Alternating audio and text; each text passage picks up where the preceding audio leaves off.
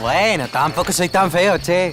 Así como los gongs de ustedes, con un palito y caliente. Yo me comí medio paquete ya. Presentamos gongis, los primeros y únicos gongis hechos acá. Son ricos, suaves y muy esponjosos. Te van a dar ganas de probarlos. Te va a costar mucho dejar de comerlos. Che, está buenazo, sí, también, ¿eh?